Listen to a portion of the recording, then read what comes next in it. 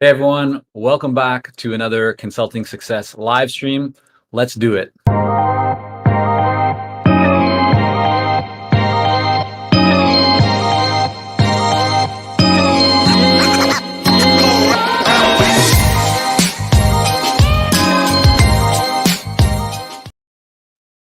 All right, so got some great questions in from all of you, and the one that we're going to talk about here today is how do you go about narrowing in and identifying which area you should specialize in, but even more specifically, who your ideal client, the most profitable, the one that will resonate best with your message and everything that you do. How do you really identify that ideal client? How do you go about and kind of decipher, deconstruct, dig deep through all of the noise in the marketplace, all of the options in the marketplace, all the different types of people and organizations that you can serve? How do you identify the ones that are, or even the one that's going to be truly the best for you?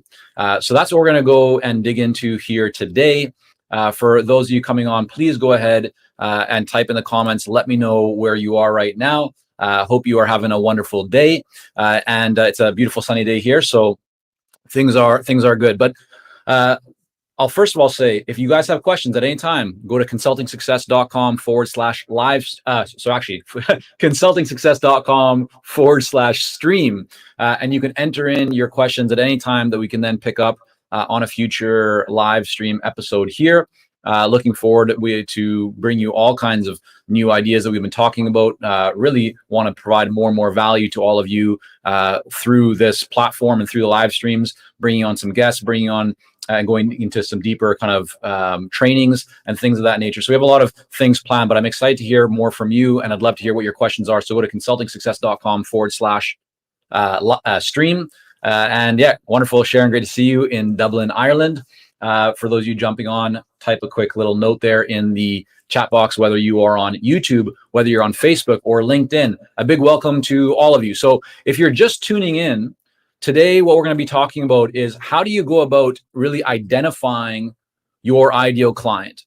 You have more options than ever before. We all have more options than ever before in most areas of our life. And certainly in business, and technology has enabled us to really pinpoint with a lot of accuracy who your ideal client can be. But it also means that because you have greater access to many people, you have a lot more choice. And so narrowing in and truly identifying who is the ideal client can be quite challenging. So the question that came in today is, how do you go about doing that? And what I'm going to share with you all is the niche scoring method, or if you're in the US, the niche scoring method. This is part of the Consulting Success framework. And it's a series of 6 questions that you can ask yourself and kind of think through to help you to identify and really narrow in on the ideal client, to take all the different options that might be swirling around in your mind, all the different experiences that you have, all the possibilities, and really narrow in and go, okay, yeah, based on this niche scoring method, based on this exercise, it's clear to me, or at least clearer, that I should focus more on this specific area. So what I want to do here with you all today is to take you through what this looks like, and I'll explain it in kind of real time, so that hopefully you can go away, you can kind of think through this process and come up with a result on the other side. So I'd love if you could just go ahead right now. If you can, type a little comment in, share this with others. The more people that we have coming into these live streams, the more that I want to do more of these to provide more value. So I really appreciate if you guys are hitting follow or subscribe or like or posting a comment, just sharing with people. Again, we do this every Tuesday at 10 a.m. Pacific, and we'll continue to do so. All right, so let's pull up here. I'm going to share my screen so that you can see an example, here we go, of what this niche scoring method looks like. And here we go. So if you can just type in for a moment, just let me know that you can see this. I'm hoping that it's large enough. If not, I'll just go through and explain. But let me know, guys. Can you see what's on the screen here? I'll try and make this a little bit larger. Is that better? Can you guys see that? Just type in the chat box there, comment box, and let me know if you can see this graphic on your screen. You might need to maximize your screen, but let me get a few people saying, yes, I can see this. And then I'll dive in and explain what we're actually looking at here. Okay, good. Thank you. So someone on LinkedIn, it doesn't say who you are, it just says LinkedIn user, says yes, visible. Great. Thanks. I appreciate that. So again, as I mentioned, this is part of the Consulting Success Framework. And this is one exercise that we take clients through to really help them to identify who their ideal client should be. Because most people come into the world of consulting having a lot of different experiences and a lot of different people and organizations that they can serve. And so narrowing in on a specific ideal client can be a bit of a challenge. And that's really what this is all about. So here, this is there's 6 criteria in the niche scoring method. So the first criteria is experience. And just to back up for a moment, what you want to do here is you want to start off and when you want to ask yourself, what are all the different types of industries that I believe are could be my ideal client or that I could serve best. So if you think about, maybe you have a lot of experience in pharma, right? Pharmaceutical, or maybe you have experience in manufacturing, or maybe you have experience in energy or natural resources. It could be any industry, but you might have a few different ones that you're currently grappling with.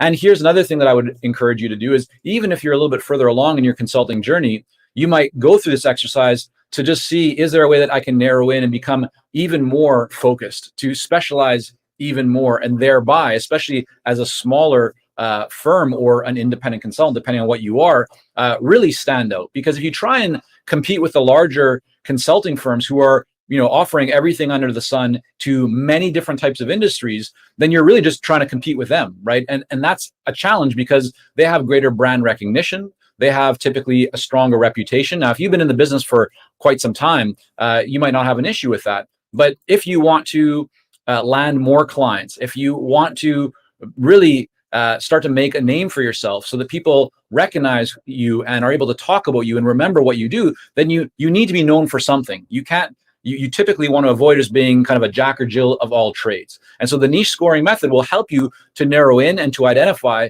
which industry and which area to really focus and specialize on. Does that make sense, everyone? Just go ahead and type here in the comments. I just want to make sure everyone's following along. Does this make sense, guys?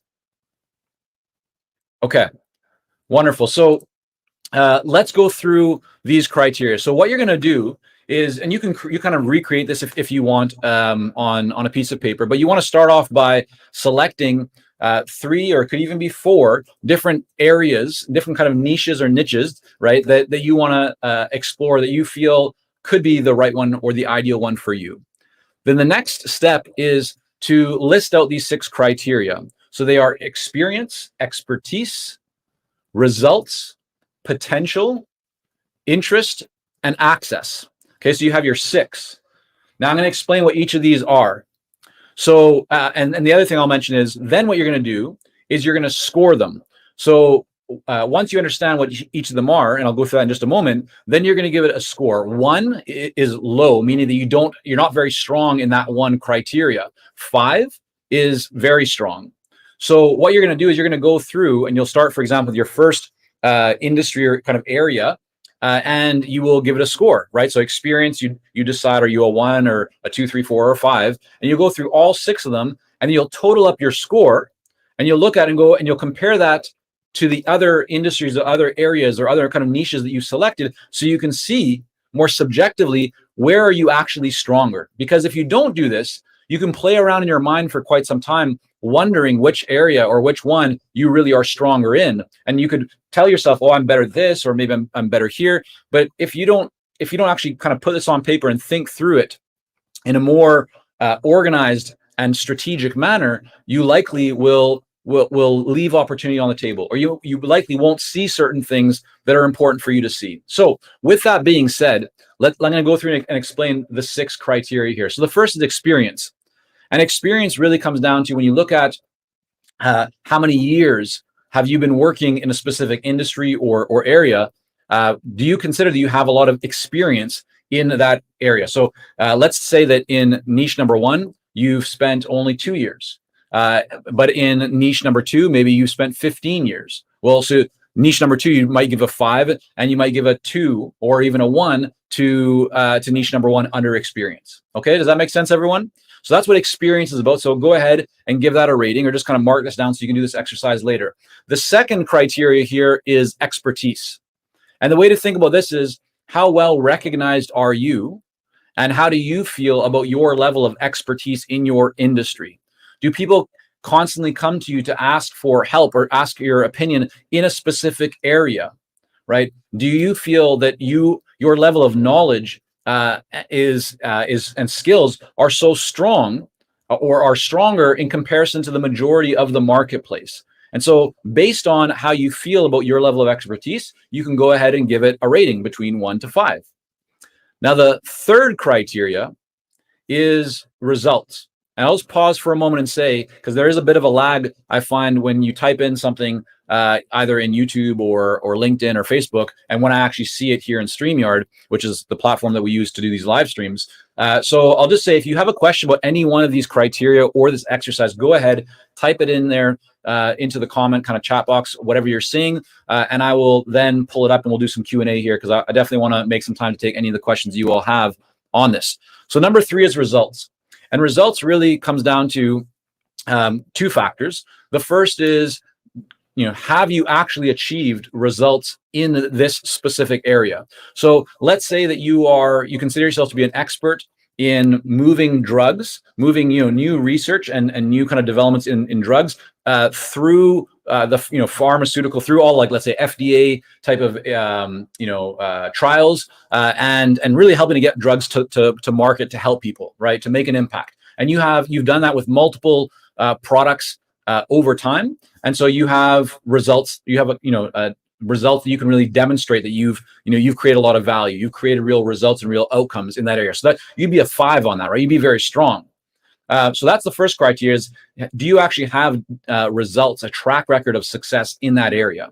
The second thing then to think about is just your level of confidence. How confident are you that you can create results for people in this specific area, niche, or industry? But the first factor is actually more important, because when you are talking, when you are marketing yourself, when you're kind of putting yourself out there, when you have results that you can actually come back to, when you have stories that you can tell, right, it becomes significantly more compelling, believable, credible to your ideal clients. Therefore, they'll see you as an authority. So if you have fewer results, it's going to be a harder battle, because you have to prove yourself more. But if you have a lot of results that you can call upon and you can communicate and you can talk about, well, that lowers the risk in the mind of the buyer, because they see you as an expert already, or at least they see that you've helped others like them to achieve results and outcomes that they too desire.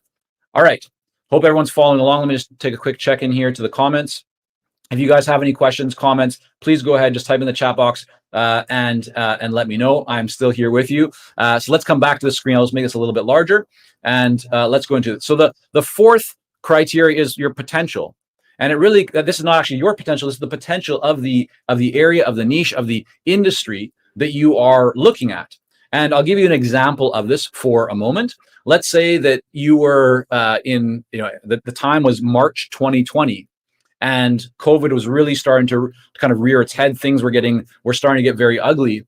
If you were going through in one of your niches, one of your areas, one of your industries that you were considering was aviation, right, or airlines, then potential would probably be a 1, right? Because the potential to do a lot of work in that area, right? Not a lot of airlines, and here's directly from clients who are consultants in the aviation airline space, like, there wasn't a lot of spending from those types of organizations and companies. And so the potential for the market of that area, of that niche, of that industry was quite low, right? But at the same time, if you were in e-commerce in March 2020, or even today, right, that the potential as a market, there's huge potential. So that would be that's what potential is all about.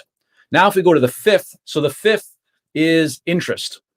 And what interest refers to is how would you rate your interest in this specific niche or area or industry? And this is really important, because you're going to be spending a great deal of time, right, developing content for this area, for this industry. And if you're not really interested in this area, right, if you're not excited to learn more about it, to dive deeper into it, to have many conversations about it, then you likely will not enjoy it. And if you don't enjoy it, you're not going to be successful at it, right? Life is too short to spend time doing things that you don't enjoy to do. And so you don't want to just chase something for money or for some other reason that is more material. You want to ideally focus on things that you're going to enjoy, right? Get into work that you really find exciting, that you like to dive deeper into it. It's not only easy for you, but maybe even fun to create articles or videos or podcasts, right? The whole idea is you're going to be developing and investing a lot of time and resources and energy developing intellectual property, right? IP around what you're doing in that area. And so you might as well choose an area that you also enjoy, or at least consider that as a very important factor. So that is what interest refers to. And that is the fifth factor. And the sixth is access. And so what access refers to here is your ability to engage with ideal clients very rapidly.